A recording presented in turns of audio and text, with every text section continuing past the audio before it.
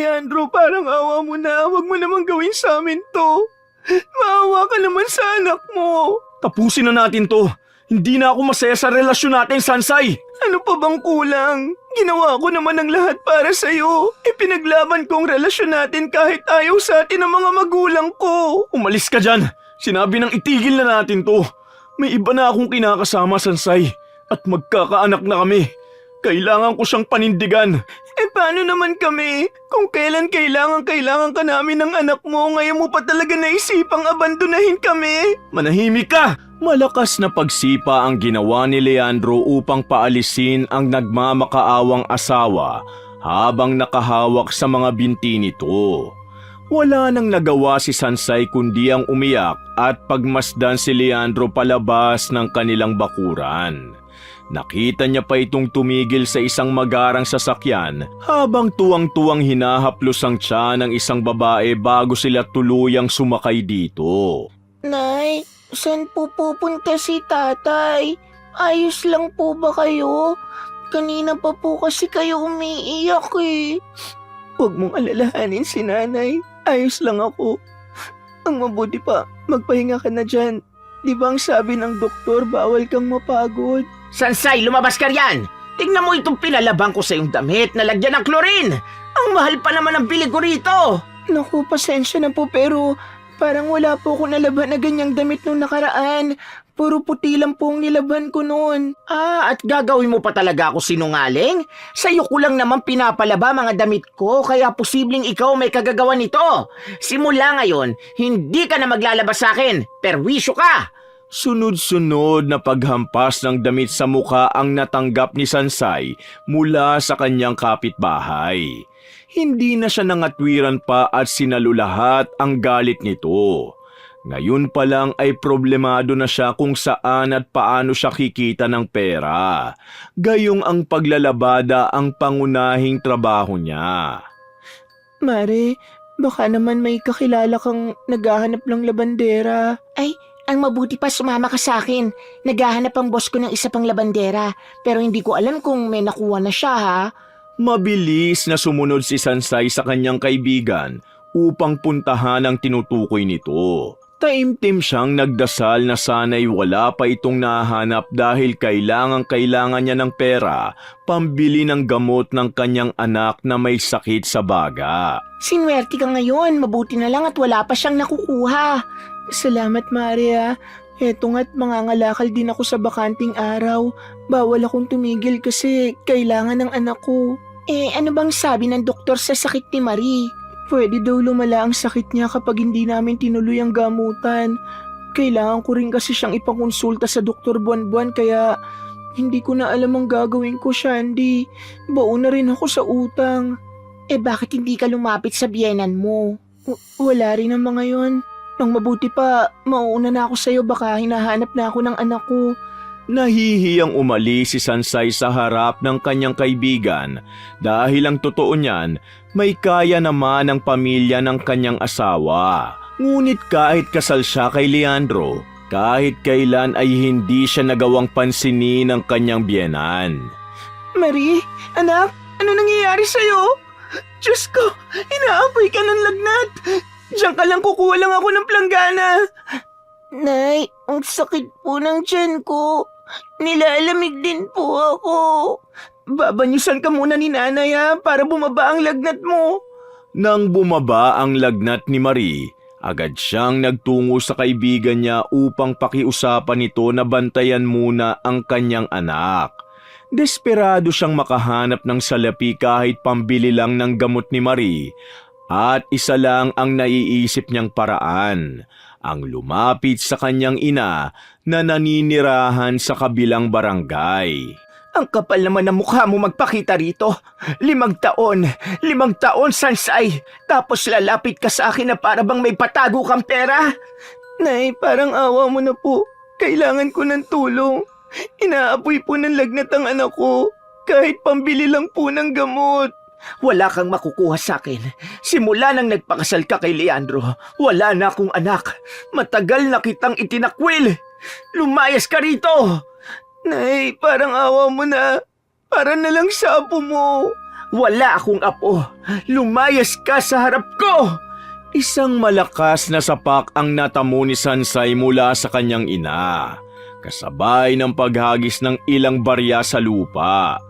Naluluha niya itong pinulot isa-isa at mabilis na nagtungo sa butika upang bumili ng gamot sa lagnat. Marie, anak, nandito na si nanay. Shandy, salamat ha. Naku Mari, walang anuman. Ito lang ang maitutulong ko sa'yo eh. Tawagan mo na lang ulit ako kapag kailangan mo ko tungkol sa inaanak ko ha. Sige, Mare. Anak, bumangon ka muna. Bumili si inay ng lugaw oh. Kumain ka na para makainom ka na rin ng gamot. Nay, si tatay po. Gusto ko po na siya magsubo sa akin. Tuwing may sakit po kasi ako, siya yung nagpapakain sa akin ng lugaw eh. Naku nak, wala kasi si tatay mo eh. Di ba umalis siya nung nakaraang araw? Hindi ko rin alam kung kailan ba siya babalik. Napansin ni Sansay ang lungkot sa mukha ni Marie. Hindi niya alam kung paano ipapaliwanag dito na kahit kailan ay hindi na babalik sa kanila ang kanyang ama. Nay, kailangan mo po ba talagang kalkalin isa-isang mga basurahan dito sa barangay natin? Naku anak, huwag ka nga magtampisaw dyan sa putikan. Mamaya magkasakit ka na naman eh. Nay, bakit po ba ako sakitin? Gusto ko po sanang mag-aral ulit pero sabi po sa akin ng doktor, kailangan ko magpahinga. Anak, nasa lahi kasi ng tatay mo yung mga ganyang sakit. Pero hayaan mo, kapag gumaling ka, babalik ka na sa school mo. Hindi pa kasi pwede ngayon dahil pwedeng makahawa ang tuberculosis sa mga kaklase mo. Ganun po ba yun, Nay? Oo. Ang mabuti pa umalis ka na riyan at hugasan mo yung mga paa mo. Doon naman tayo sa kabilang kalye maghanap ng plastik at bote. Ilang oras din silang naglibot sa kanilang barangay upang maghanap ng kalakal sa bawat basurahan na kanilang madadaanan. Hindi man ganon kalakihan ang kinikita ni Sansay sa pangangalakal, malaking tulong na rin ito pandagdag sa kanilang pagkain araw-araw. Habang naglalakad sila pauwi, biglang inatake ng ubo si Marie. Nay, may dugo po. Ang sakit din po ng dibdib ko. Diyos ko anak, halika rito. Dadaling kita sa ospital. Dahan-dahan anak, halika. Kumapit ka sa akin. Tulong! Tulong!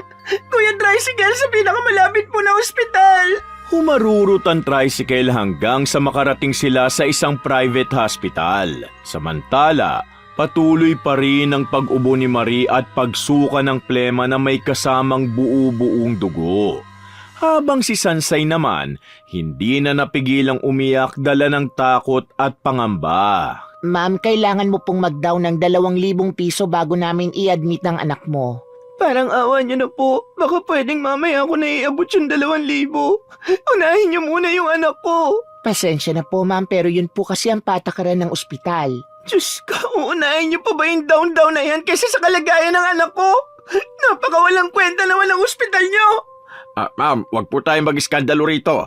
Dapat po sa pampublikong ospital nyo dinala ang anak nyo. Napilitang umalis na lang si Sansay sa ospital. 100 lang ang kinita niya kanina sa pangangalakal at 200 piso naman sa paglalabada kahapon.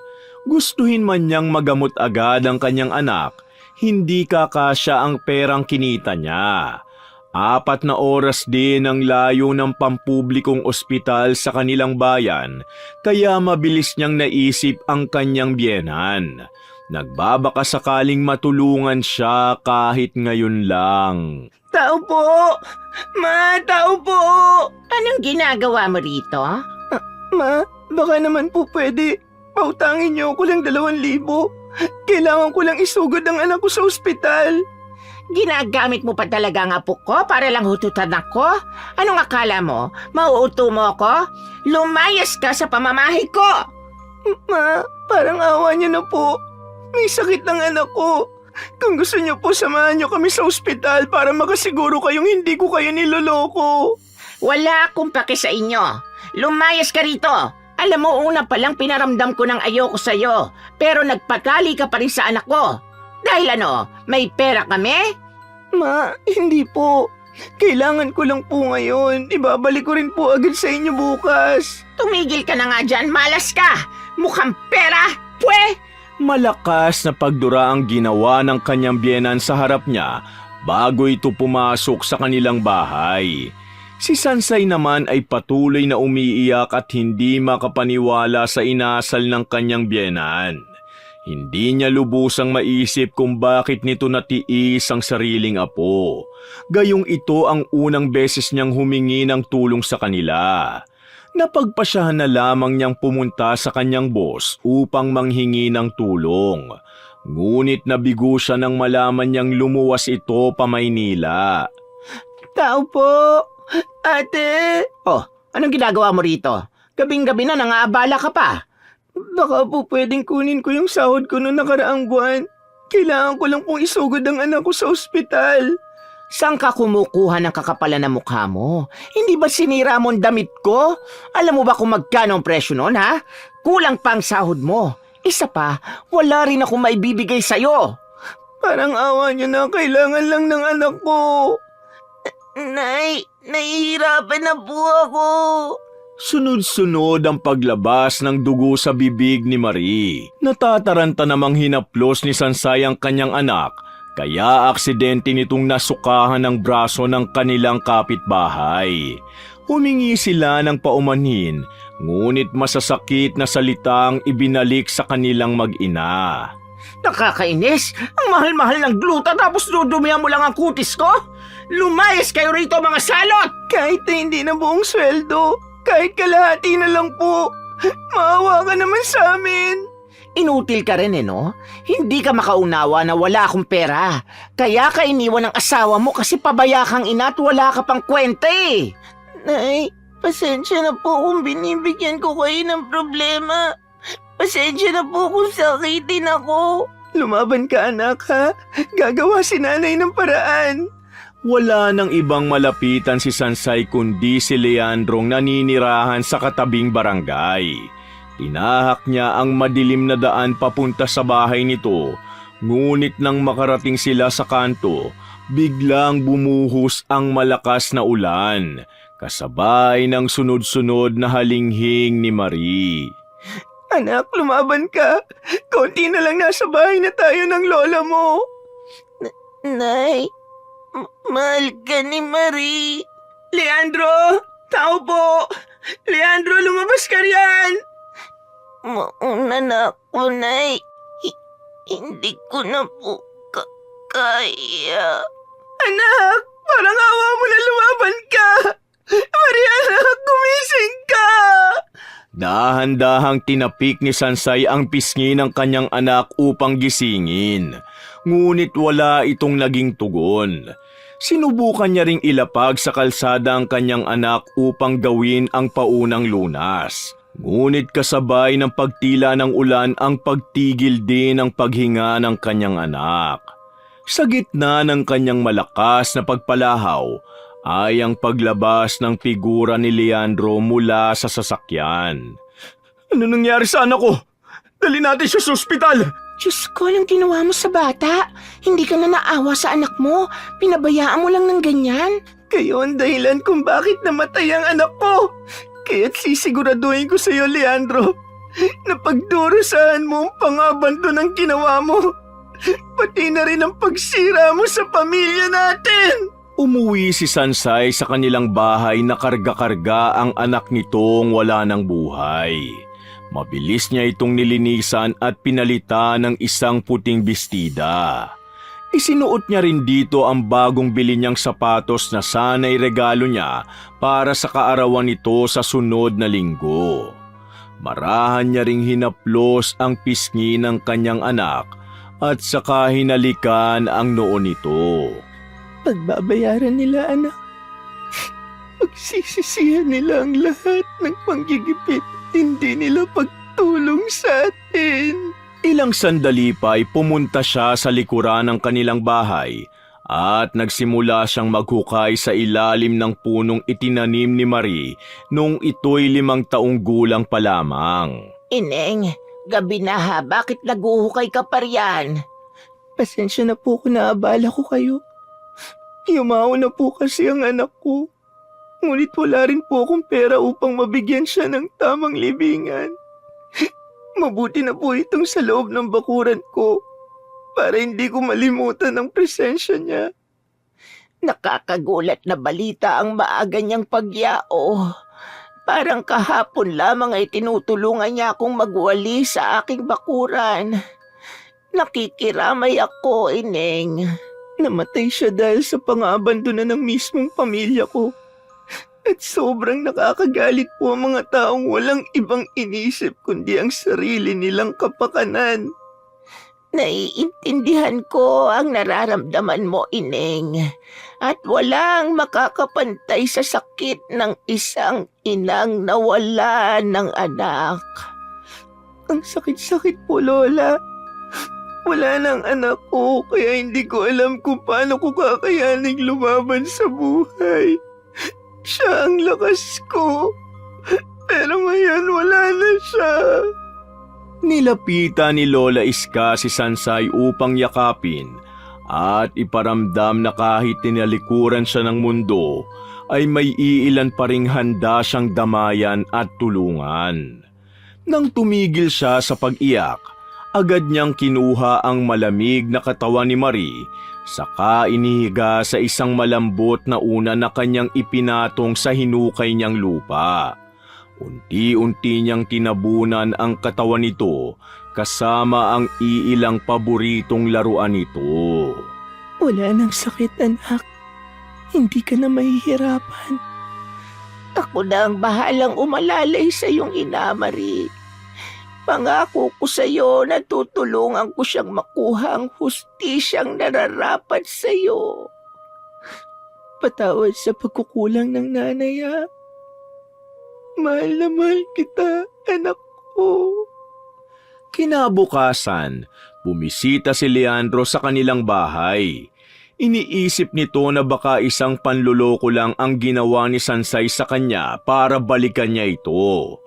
Ngunit sa isang sulok ay nakita niyang nagmumukmok ang kanyang asawa. Umiiyak habang yakap ang litrato ng kanyang anak. Anong ginagawa mo rito sa pamamahay ko? Lumayas ka rito! Nasaan si Marie? Kukunin ko na ang anak ko. Masyado mo naman akong pinapatawa, Leandro. Wala na ang anak mo. At ikaw ang dahilan kung bakit siya nawala. Walang hiya kang babae ka!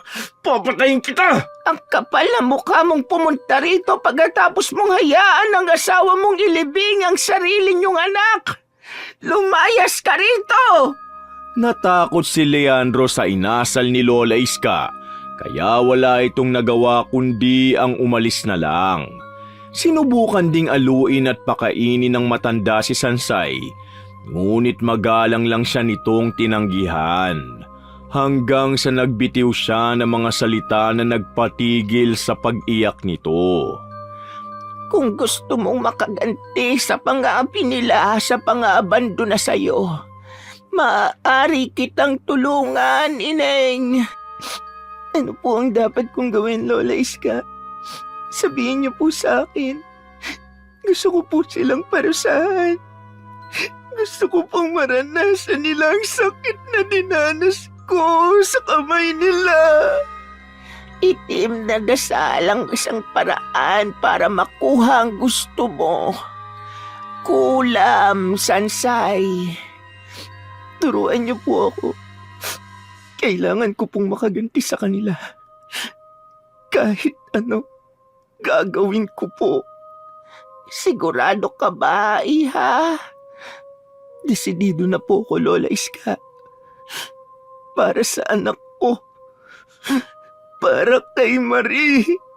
Nang malaman ni Lola Iska ang sinapit ni Sansay, labis talaga siyang naawa. Dahil doon, itinuro niya rito ang itim na dasal.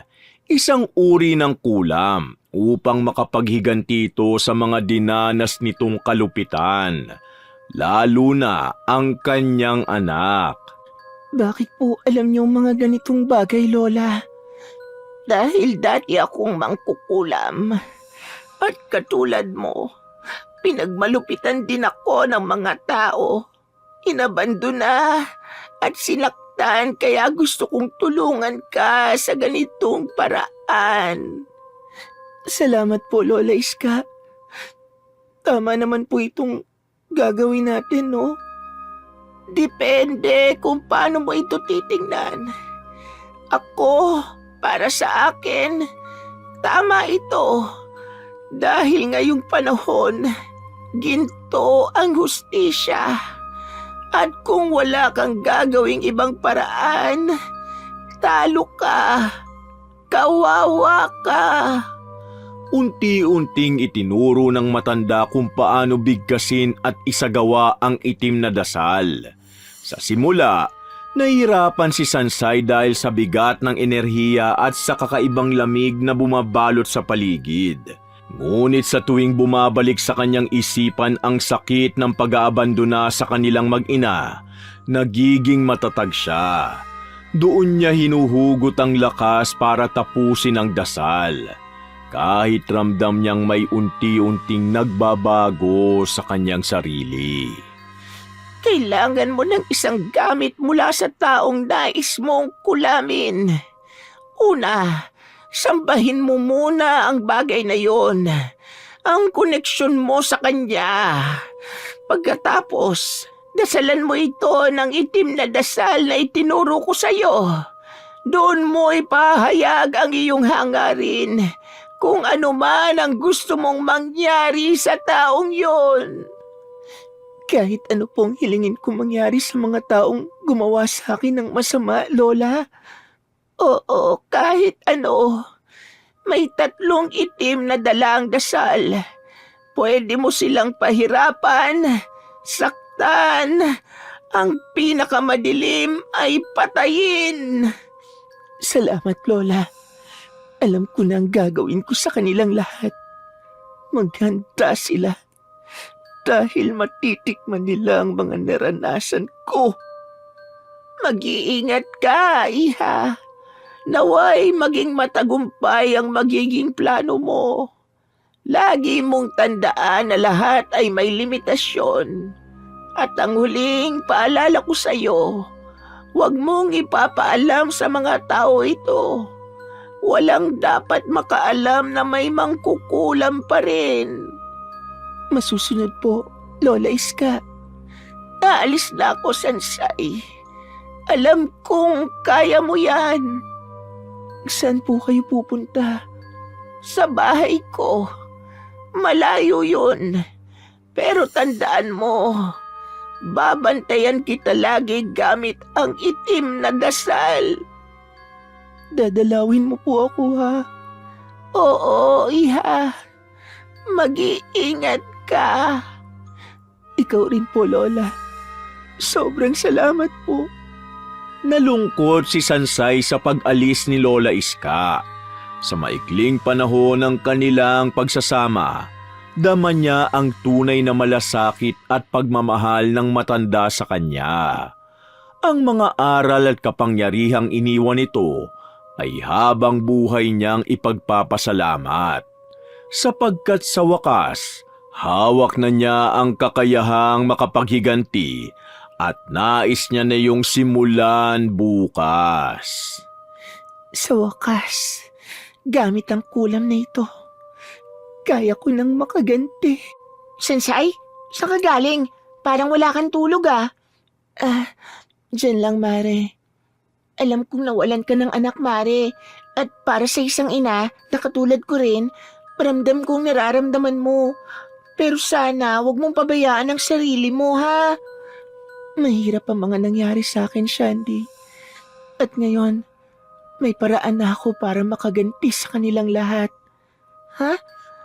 Anong ibig mo sabihin, Sansay? Isa yung sikreto, Shandy. Pero isa lang ang masasabi ko sa'yo. Yun siguro ang tatawagin kong karma. Karma para sa kanila. Dahil lahat ng ginawa nilang masama sa amin ay may balik. Nagtaka si Shandy sa mga sinasabi ng kanyang kaibigan. Ngunit sa kaibuturan niya, alam niyang marahil ay paraan lang yon ang pagbangon sa lahat ng pinagdaanan. Gayunman, tama ang sinabi nito. May balik ang lahat. Buo ang paniniwala ni Shandy na darating din ang karma sa mga taong nanakit at nang abandona sa kanyang kaibigan. O siya, sige. Alis muna ako ha. May mga bago kasi akong ititinda eh. Sige, may gagawin din ako eh. Mag-iingat ka, Mare. Ikaw din, Mare. Makakabangon ka rin sa lahat, ha? Salamat. Pagpasok ni Sansay sa kanyang bahay, tuluyan na ring umalis ang kanyang kaibigan. Ngayon, buo na ang pasya niya. Mangkukulam na siya. Lihim ang ngiti sa kanyang mga labi habang tinititigan ang ilang gamit sa bahay niya. Sa kanyang paningin ay perpekto para sa mga taong nais niyang kulamin. Mapaparusahan ko na kayo. Iisa-isahin ko kayong lahat. Lahat ng pinagdaanan ko, babalik sa inyo ng triple. Sisimulan ko sa iyo, biyanan ko. At isusunod ko ang kapitbahay kong nambasto sa akin. Sa huli, ang asawa kong nagtaksil at nag-abandona sa aming mag-ina. Matitikman niyo ang ganti ng inang nawala ng anak. Inang inabandona. Puno ng galit at hinagpi si Sansay habang binibigkas ang bawat salita. Isa-isa niyang hinanap ang mga bagay na magsisilbing kasangkapan ng kanyang kulam. Una, ang panyong matagal nang naiwan ng kanyang biyenan sa bahay. Isang paalala ng pangungutya at panguhusga. Pangalawa, ang paldang hiniram niya noon sa kapitbahay na minsang nambasto sa kanya. At huli, ang singsing na ibinigay ng asawang tumalikod sa kanila. Inilagay niya ang mga bagay sa isang lumang garapon. Sinimulan niyang sambahin ang mga ito na parang isang Diyos. At nang matapos ay dinasalan niya ito ng itim na dasal. Inusal niya ang mahabang dasal ng dahan-dahan. At matapos yun ay nagbitaw ng isang matinding sumpa. Sa ngalan ng bawat sugat na iniwan nila sa akin, isinusumpa ko, hindi sila matatahimik. Pahirapan mo sila tulad ng pagdurusang ibinigay nila sa akin. Malalim na bumuntong hininga si Sansay matapos ang dasal at ang kahilingan. Madilim ang mga matang nakatingin sa mga gamit na hawak niya. Ilang sandali pa, lumamig ang paligid na para bang nagsisimula na ang kulam na ginawa niya. Tumayo ito at itinabi niya ang garapong yon sa hindi nasisikatan ng araw. May mapanuksong ngisi sa labi ni Sansay nang matapos ang kanyang ginawa. Wari na bunutan siya ng tinik at muling bumalik sa kanyang nakasanayan, ang magtinda na para bang walang nangyari. Ngunit kinabukasan, kumalat sa buong baryo ang balita. Ang kapitbahay na minsang bumastos sa kanya ay tinubuan ng ketong. Sansay, kukuha ka ba ng labada ngayon? Oo, kailangan eh. Dalian mo, sabay na tayo. Sige, saglit lang at palabas na rin ako. Inaayos ko lang ang damit ko. Okay, sige, hintayin na lang kita rito sa bakuran mo, ha? Lumabas si Sansay sa harap ng bahay at ngumiti. Sa paligid ay dumaloy ang malamig na simoy na may dalang itim na enerhiya. Alam niyang gumalaw na ang dasal kahapon.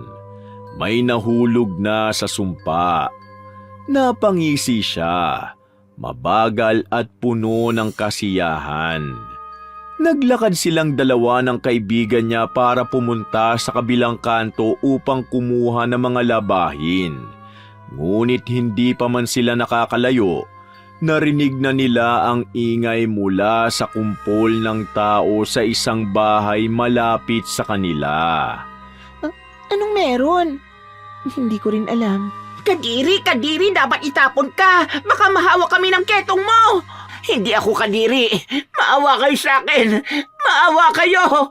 Saan nang galing ang ketong mo? Bakit bigla ka nalang tinubuan ng ganyan? Ay nako, nakakadiri ka. Nakakasuko yung balot niya. Dapat palayasin na yan sa baryo eh. O kaya sunugin na yan. Baka magkalat pa yan dito. Baka malasin pa ang buong baryo. Ketong? Sino may ketong? Di ba bahay anong kapitbahay nating suplada sa'yo, Sansay? Matabil din ang dila nun eh. Tama ka, Shandy. Yan yung kapitbahay nating binastos-bastos ako. Nakakaawa pero karma niya na yan. Lahat ng ginagawa mo sa ibang tao, may balik talaga. Kung mabuti, babalik ng mas mabuti. Pero kung masama, babalik ng mas masama at hindi inaasahan. Karma talaga ang tawag dyan, Shandy. Itim na karma para sa mga may itim ang budhi. Walang mapaglagyan ang tuwa sa puso ni Sansay habang pinakikinggan ang mga bulungan. Ang bawat sigaw ay musika sa kanyang pandinig. Patunay na gumana ang dasal. Sa loob-loob niya, simula pa lang ito. Nang muling maglakad ang magkaibigan at nasa tapat na sila ng bahay ng kapitbahay na nambastos kay Sansay, nagtagpo ang kanilang mga mata ng salbahing babae na ngayon ay may ketong at binabastos-bastos ng mga tao. Napangisi siya. Hindi yun ngiti ng tuwa, kundi ng tagumpay ng dilim sa loob niya. Grabe, nakakadiri nga. Nakakapangilabot. Baka mamaya nga makahawa pa yan dito. Mabuti dali na sa ospital yan. Nararapat sa kanya lahat ng yan. At ewan natin kung tatanggapin ba siya sa ospital sa lagay niya. Sa bagay, tama ka. Siguro kung akong doktor o nurse na tatanggap sa kanya, nakakatakot. Ewan, nakakadiri talaga kasi. Grabe talaga ang karma ngayon. Ay naku, tara na nga Mare. Baka wala na tayong maabutang labahin. Naglakad na muli ang magkaibigan palayo sa bahay na yon. Ngunit nanatili pa rin ang ngiti at tuwa sa mukha ni Sansay. Pagsapit nila sa kabilang kanto, nadatnan nila ang ginang na palagi nilang pinaglalabhan. Doon din kasi madalas ipinadadala ang ilang labahing galing sa kabilang kalye. Nay, may labahin pa po ba kayo? Oo, mabutit umabot pa kayo. Mabuti na lang po talaga. Maayos ka na ba, Sansay? Condolence pala sa'yo sa nangyari sa anak mo, ha? Salamat po. Medyo maayos-ayos na po. Mabuti naman kung ganon. O siya, sige. Nasa gilid lang mga labahin, ha? Ang mga labahin na yan doon galing sa kabilang kalye. Doon sa biyanan mo, Sansay. Kapag natapos nyo na labahan, dalhin nyo na lang doon sa bahay ng may-ari, ha? Doon daw kasi isasampay. Sige po. Ayos lang ba sa'yo, Mare, na sabihanan mo mga damit na lalaban natin? Oo naman. Pera na rin yun. Ngunit ang totoo, galit siya. Gusto niyang punitin ang lahat ng mga damit na yon. Subalit pinigilan niya lang ang kanyang sarili. Nagsimula ng maglaba ng mga damit ang magkaibigan. At mabilis din silang natapos dahil hinati nila ang gawain sa dalawa. Pagkatapos nilang banlawan ang mga ito, agad nila itong dinala sa bahay ng biyena ni Sansay. Nasa labas na sila ng bahay nang makaramdam si Sansay ng itim na enerhiya mula sa loob ng bahay. Lihim na napangisi ito. Alam kasi nitong tumalab na rin ang kulam sa biyenan. Ako na lang ang papasok, Mare. Baka hindi ka komportableng makita ang ingrata mong biyanan. Naku, okay lang. Sanay na ako. Sigurado ka ba? Oo, Mare. Ako pa ba? Kumatok ng 3 beses si Shandy sa gate ng biyena ni Sansay. Ngunit walang sumagot. Kaya pumasok na lamang sila. Dahil sa bakuran lang naman sila magsasampay ng mga damit. Ngunit pagpasok pa lang nila, Agad silang natigilan. Bumungad sa kanila ang biyena ni Sansay na sumusuka ng mga bulate. Ang mukha ay puno ng buni at ang bunganga ay namamaga. Sa di kalayuan, nakita rin nila si Leandrong nakaupo. Hingal na hingal habang hawak ang kanyang tiyan na unti-unting lumulobo. Namumutla at namamaga rin ang kanyang mga paa. Nagsusuka rin ito ng itim na likido. Diyos ko, ano nangyayari? Ayos lang ba kayo? Tumawag kaya tayo ng tulong? Sansay, tumawag tayo ng tulong! Hindi, huwag natin silang tulungan. Ha? Bakit hindi? Alam mo ang rason ko, Shandy. Hayaan mo silang magdusa sa nangyayari sa kanila. Hayaan mo silang maramdaman ng sakit. Mare! Tulungan niyo kami. Sansay, tulungan mo kami. Nagmamakaawa kami! Tulong! Damhin niyong lahat ng sakit. Tikman niyo ang pakiramdam ng walang tumutulong. Humahampas ang malakas na hangin habang galit at padabog na lumabas si Sansay. Kasama si Shandy, iniwan na nila ang dalawa roon. Naaawa man si Shandy sa kanila, mas nangingibabaw ang awa niya para sa kaibigan at sa loob-loob niya, alam niyang nararapat lang ang sinapit ng dalawa. Umuwi ang magkaibigan sa kanya-kanya nilang tahanan, ngunit dumiretso si Sansay sa likod ng bahay kung saan niya inilibing ang anak na si Marie at umiiyak na kinausap ito habang ang kapaligiran ay sumang-ayon sa emosyon ni Sansay. Mas malakas at malamig ang hangin at ang mga tuyong dahon ay nagsisiliparan. Anak, naipaghiganti na kita sa kanila. Naramdaman na nila ang naramdaman natin. Ang sakit na naramdaman mo. Ngayon, para malaya na tayo, kahit wala ka na, kahit tuluyan na akong inabandona ng lahat. Ngayon, masaya ako na naranasan nila ang lahat ng yon. Siguro kung nakikita mo ito ngayon, sasaya ka rin katulad ko, anak. Patuloy na umiiyak si Sansay sa puntod ng kanyang anak. Ibinubuhos ang lahat ng nangyari at ang bigat ng kanyang hinanakit. Doon siya nagtagal hanggang sa abutan na siya ng malakas na ulan na parabang nakikiramay sa kanyang pagdadalamhati. Ilang sandali pa, nakarinig siya ng mga yapak na papalapit. Paglingon niya, tumambad si Lola Iska. Nakangiti sa kanya na tila may dalang kapanatagan sa gitna ng unos. Kumusta ka, iha? Lola, matagumpay ba? Opo. Oh, bakit ka pa umiiyak kung naging matagumpay naman? Iyak dahil sa tuwa at kaunting pagdadalamhati po ito, Lola. Tuwa dahil naranasan na ng mga taong gumawa sa amin ng masama ang sakit na naranasan naming mag-ina at pagdadalamhati dahil wala na akong iba pang magagawa para sa anak ko. Meron pa, iha. Alam mo kung ano ang magpatuloy sa buhay. Alam kong yun ang gusto rin ng anak mo. Ang magpatuloy ka kahit inabandona ka ng mga tao sa paligid mo. Kahit isa ka ng inabandonang ina. Pero tandaan mo, nandito ako lagi at ang kaibigan mo. Lalong napaiyak si Sansay sa mga salitang binitiwan ng matanda. Kaya agad siyang niyakap at inalo nito. Alam niyang tama si Lola Iska. Kailangan niyang magpatuloy kahit wala na ang kanyang anak. Ilang minuto pa silang nanatili roon at nang tuluyang humupa ang lahat, pumasok na sila sa bahay upang magpatuyo dahil sa basa ng ulan. Ayos ka na ba? Hindi pa po gaano pero kaya na po, Lola Iska.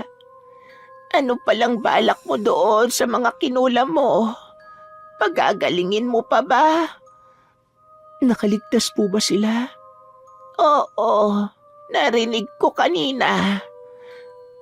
Kaya pa po ba silang pagalingin? Oo naman.